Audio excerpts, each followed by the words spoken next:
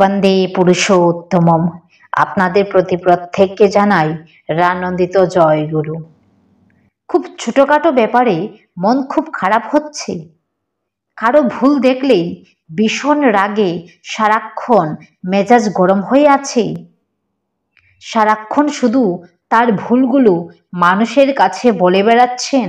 ছোটখাটো ব্যাপারে খুব অপমান বোধ হচ্ছে, কেউ একটু বাজে ব্যবহার করলেই তাকে খুব অপদস্থ করতে ইচ্ছে হচ্ছে, প্রায়শই কারো না কারো সাথে ঝামেলা হচ্ছে, নিজের কোনো ত্রুটি দেখতেই পাচ্ছেন না, শুধু মনে হয় আমিই ঠিক, বাকি সবাই ভুল, আজকে যে ভালো কালকেই সে খারাপ হয়ে যাচ্ছে।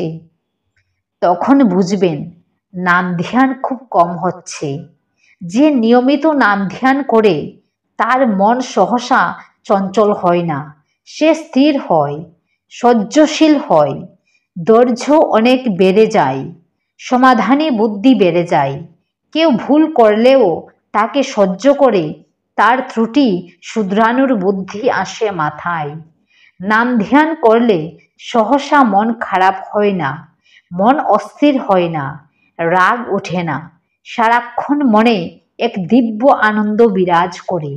চলার পথের ছোটখাটো মান অপমান গায়েই লাগে না, ক্লান্তি আসে না, বিরক্তি আসে না। কেউ ভুল করলেও তার কার্যকারণ খুব সহজেই মাথায় আসে, তাই সহ্য করার ক্ষমতা বেড়ে যায়। নাম ধ্যান করলে মনের ক্রিয়েটিভিটি বেড়ে যায়, তখন মানুষ আত্মসুখে মগ্ন থাকে। নাম ধ্যান করলে ঠাকুরের ভাবনাই মাথায় বেশি ক্রিয়াশীল থাকে, তখন অপ্রয়োজনীয় কথা বা বিষয় নিয়ে মগ্ন থাকার সুযোগ হয় না। জয়গুরু। লিখেছেন ডক্টর রাজেশ চৌধুরী দাদা।